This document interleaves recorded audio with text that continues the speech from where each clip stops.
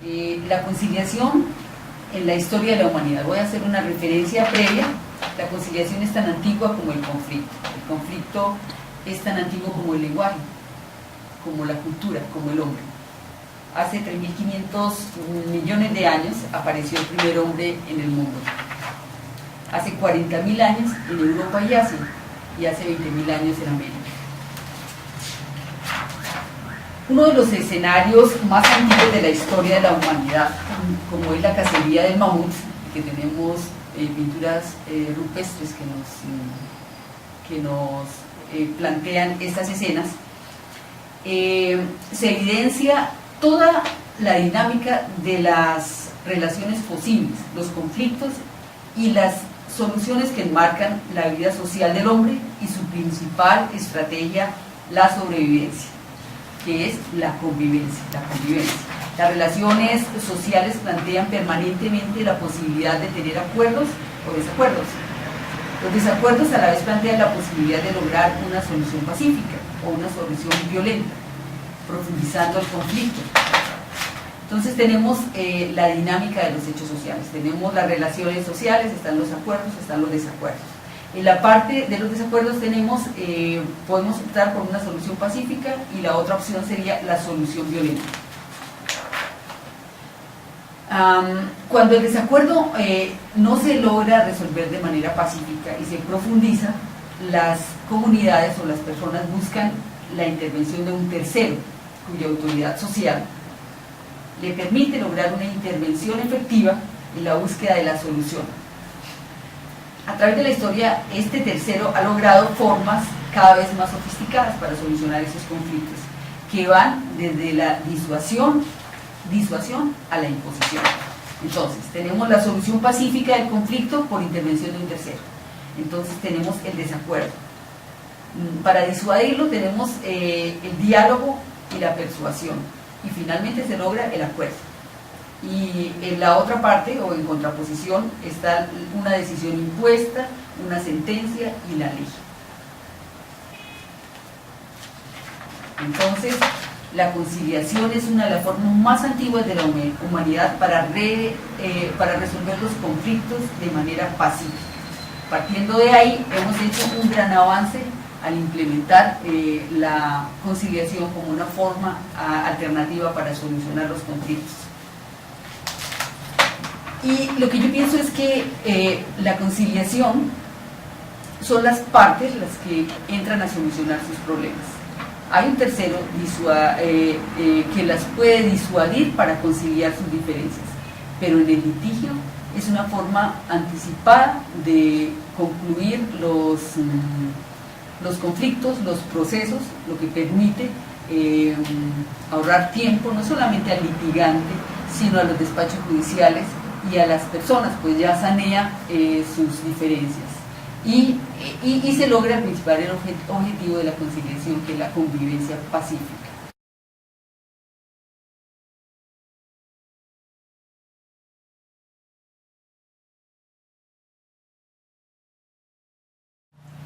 Tenemos como solución autocompositiva 3 mecanismos para la solución de los conflictos, que serían la conciliación en primer término, sería la transacción y, déjenme recordar, la negociación, transacción y conciliación. Esos son los mecanismos autocompositivos y son formas abreviadas de terminar los procesos. El otro aspecto que pregunta el estudiante es sobre las fórmulas o los métodos heterocompositivos. Dentro de los métodos para solución de conflictos nos encontramos con los denominados heterocompositivos, los cuales podemos definir como aquellos en los cuales la solución va a ser dada o determinada por un tercero totalmente ajeno e independiente a las partes del conflicto. Dentro de estos métodos heterocompositivos encontramos la vía judicial ordinaria y el denominado trámite arbitral. Entonces, la diferencia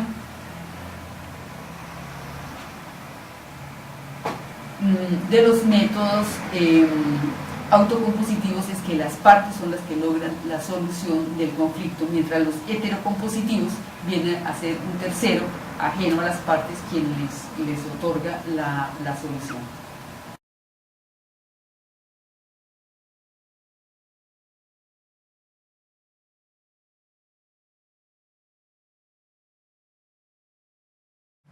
Al respecto, el Código General del Proceso nos trae una novedad en medidas cautelares, que son las denominadas innominadas, y que trae el Código General del Proceso en el artículo 590, en el literal C del numeral primero, que dice: cualquier otra medida que el juez encuentre razonable para la protección del derecho objeto del litigio, impedir su infracción o evitar consecuencias derivadas de la misma, prevenir daños, hacer cesar los que se hubiesen causado o asegurar la efectividad de la prevención.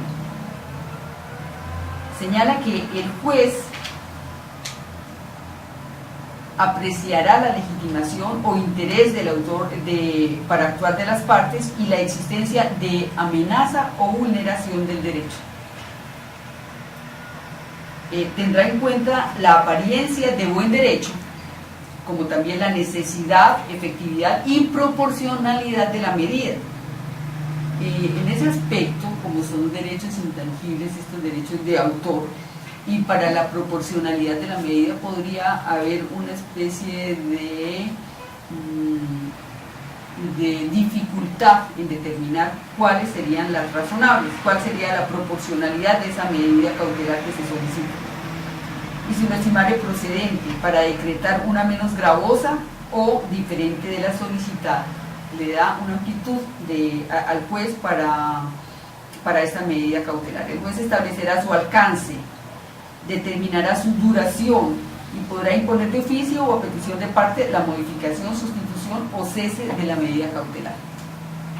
Esta medida innominada se la podemos complementar con el artículo 2 y 11 del Código General del Proceso, que habla de la protección efectiva de tutela judicial. Y es aquí cuando el estudiante también tiene otra de las preguntas que trae para esta intervención, es si tuviera, esto es de carácter personal, si tuviera que ponderar entre los principios del derecho procesal, ¿cuál escogería como el primordial o el más primordial?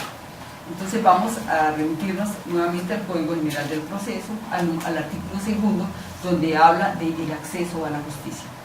Entonces, considero que toda persona o grupo de personas tiene derecho a la tutela jurisdiccional efectiva para el ejercicio de sus derechos y a la defensa de sus intereses, con sujeción a un debido proceso de duración razonable. Los términos procesales se observarán con la diligencia adecuada. Entonces, para mí, ese acceso a la justicia es un acceso real, en tiempo razonable, y que haya una tutela judicial efectiva. Se me hace supremamente importante.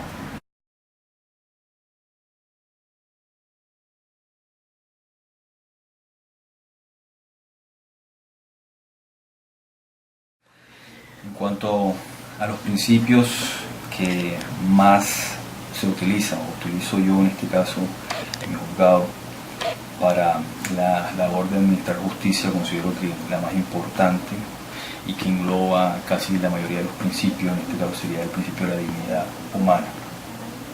Esto por cuanto pues se trata de un principio completamente amplio, en el que también toma o tiene en cuenta otra serie de circunstancias que van intrínsecamente relacionadas con la misma, como otros principios, ¿no? De esta manera también podríamos decir que otros principios con los que nosotros nos sentimos identificados, el principio de la igualdad, ¿sí? Que son principios macro que deben tenerse en cuenta, asimismo el principio de la protección, pues, de administración de justicia en general. Entonces, pues esta esta respuesta tiene que ir acompañada pues, de la otra pregunta, que es la diferenciación, si no estoy mal, entre principios, reglas y valores. Pues si tenemos una diferenciación o tenemos conceptos más o menos claros sobre cada uno de ellos, en el entendido que principios como tal son todas aquellas reglas, perdón, podemos decir más bien, para no utilizar esa terminología porque nos podríamos confundir, son todas aquellas mandatos, así lo dice Ronald Dworkin, filósofo norteamericano, todas aquellas mandatos de optimización, así también lo manifiesta en su momento Robert Alexis. Es decir, son todas aquellas circunstancias o facultades que deben de alguna medida realizarse, ¿sí? No están establecidas como las reglas, que sí son, se entienden como una, dentro de un plano lógico, se entienden como aquellas que se deben, que se siguen por aquel precepto de todo o nada, que se deben cumplir o no se deben cumplir. Las reglas en tanto a la diferenciación, podemos decir lingüística, con respecto a los principios, las reglas son entonces ya situaciones ya más concretas, mientras que los principios son postulados amplios, ¿sí? Y como lo dije anteriormente, pues teniendo en cuenta que son postulados amplios, esto se busca que ellos se cumplan en la mayor medida posible. Mientras que las reglas, si se cumplen o se realizan, si están establecidas como tal, tiene esta posición de todo o nada. Y esta se ejercita a través de la subsunción. ¿Qué es la subsunción? Es precisamente que si se presentan las situaciones de hechos que están establecidas en esa regla, pues se deben realizar sus consecuencias, ¿sí? Que están establecidas también en la norma. Entonces, por ejemplo, en algún caso en particular, para poner un ejemplo aquí, lo pone también Ronald Dworkin en lo que tiene que ver con la interpretación entre principios y reglas, es en el sentido de por ejemplo, estamos hablando de un principio cuando hablamos de un derecho, porque a veces también hacen equiparan los derechos fundamentales con los principios, en algunos casos, algunos autores. Pero entonces en este caso podríamos hablar del principio de libertad de expresión, ¿sí? Y cómo se busca en la mayor medida de lo posible que se cumpla, es decir, que se proteja ese derecho, ese principio como tal. Pero podrían presentarse casos en donde este principio podría ser limitado, ¿sí? Si bien se busca que se cumpla en la mayor medida posible, también pueden existir situaciones que lo limiten, por ejemplo, cuando están en contradicción con otro principio. En este caso en particular ha sucedido que exista contradicción o pugna entre principios, como por ejemplo en ese caso de la libertad de expresión con el derecho a la intimidad que puede tener una persona. Asimismo, entonces también podemos poner como ejemplo con las reglas aquella que establece en un lugar o una universidad la prohibición de fumar en salones de clase, así que pues precisamente está establecido pues de una manera concreta cuál es la regla. No se puede fumar dentro de los salones de clase, ¿verdad? Sin embargo, si existe una regla posterior, que por el contrario diga que sí se permite fumar dentro de los salones de clase, pues esta regla, por eso que si hablamos de la lógica de todo o nada, esta regla quedaría derogada en desuso y se utilizaría la nueva regla. Sin embargo, pueden existir excepciones a la regla, ¿sí? También pueden existir excepciones a la regla que se pueden presentar, por ejemplo, que lo dicen los autores en su momento, que se puede fumar, dicen ellos, puede fumarse en los salones de clase a excepción de los momentos, no se puede fumar en los salones de clase a excepción de los días de exámenes, ¿sí? Finales. Es una excepción a esa regla, es decir, si bien se está estableciendo que lógicamente estos preceptos se llevan a la conclusión de todo o nada, sí se pueden presentar casos excepcionales, pero no que realmente sean dos reglas que se contradigan unas con otras, ¿no? Ahora bien, pues, si tengo entendido que esta entrevista va más encaminada al área procesal, si no estoy mal, derecho procesal, pues hay otros autores que manejan el tema en particular, lo que tienen que ver con los principios procesales, y la diferencia entre principios y reglas técnicas, que así lo ha llamado la doctrina también, para acuñar la terminología de doctrina internacional, que también lo llama a veces principios. Entonces, dentro de ese marco de diferenciación entre principios, estos tratadistas,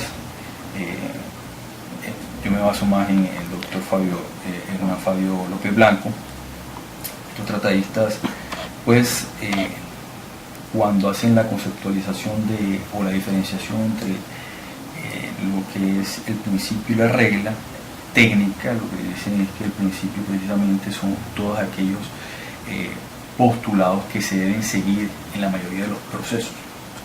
No en la mayoría, en todos los procesos. No puede abstenerse de aplicar ese principio en los procesos. Todo proceso entonces debe llevar consigo esos principios. ¿Cuáles son los principios que han manejado estos autores? Por ejemplo, los principios como principio fundamental de los procesos. Está el principio de lealtad procesal, está el principio de contradicción, el principio de igualdad, entre otros principios. También está el principio de la preclusión. Son principios que deben seguirse en cada proceso. Por su parte, las reglas técnicas, que a otros doctrinantes en algún momento también lo confunden con algunos principios porque le dan esa categoría a esas reglas como principios, pero en realidad son reglas técnicas. ¿Por qué se diferencia esto? Porque las reglas técnicas, si bien también deben aplicarse en su mayor sentido en casi todos los procesos, estas no, valga la redundancia, estas no se cumplen o no necesariamente se cumplen en todos los procesos, para que se entienda entonces que el proceso se está realizando conforme a los parámetros legales. ¿Cuál es el caso en particular? Podemos decir como casos en particulares está la regla técnica de la doble instancia, que no se presenta en todos los procesos, pues como sabemos hay procesos de única instancia. Y así pues esta sería como una breve concepción de lo que nosotros tenemos entre principios y reglas. Por ahí también pues no hicimos la diferenciación entre principios, reglas y valores, pues consideramos que los valores se asemejan mucho al principio y podríamos decir que también son esos postulados que se van creando socialmente y que luego van tomándose precisamente por los distintos ordenamientos jurídicos, como sucede con la Constitución Nacional, que ha enmarcado una serie de valores políticos, sociales y culturales dentro de la misma, por la cual pues también da la creación de reglas que vayan aparejadas o que vayan de la mano con esos principios y valores. Eso sería la primera pregunta.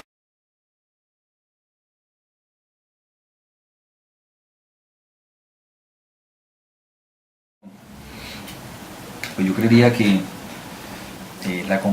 la diferencia como tal, o hacer una diferenciación como tal, pues es una cuestión que atañe tanto a la parte de la administración de justicia como a la academia, pero que más que diferenciación existen pues más bien similitudes, pero para estos efectos sí es necesario realizar la diferenciación. ¿Qué entendemos por jurisdicción?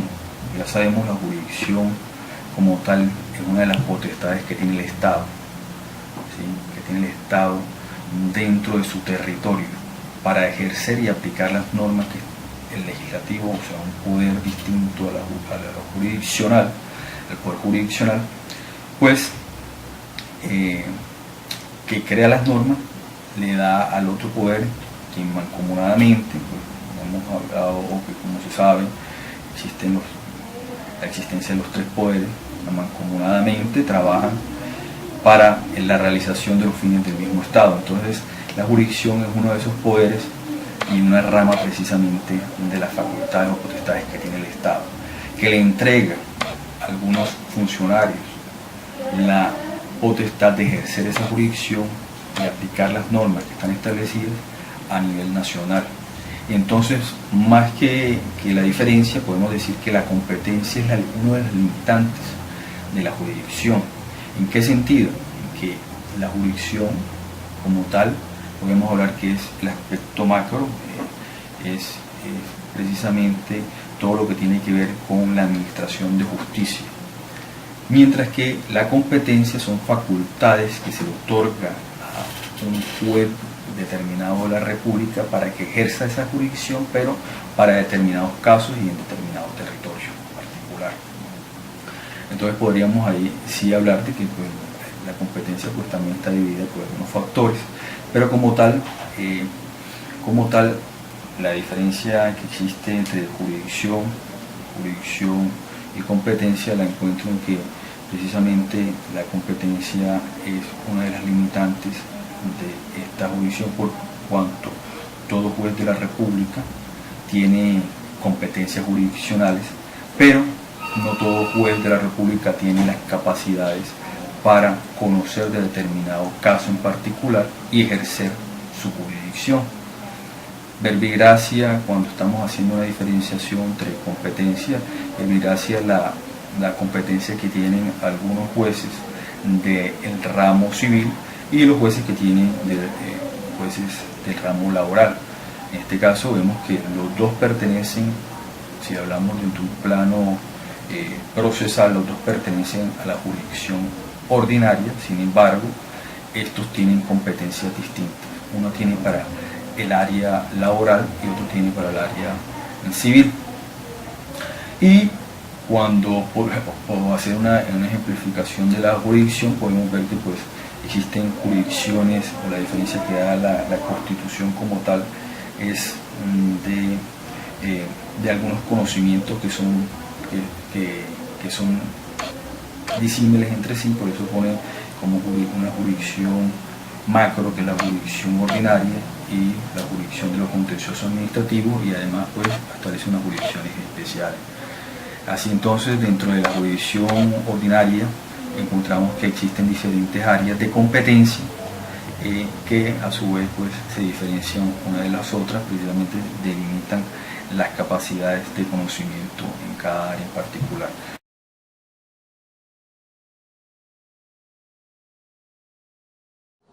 Defina el principio de igualdad entre las partes. Este principio consiste en que las partes deben tener igualdad de condiciones, tratadas de manera equitativa, aplicando la igualdad dentro de la desigualdad. El proceder de los jueces no debe favorecer ninguna de las partes. Su actuación dentro del proceso debe ser imparcial, no debe tener interés propio alguno.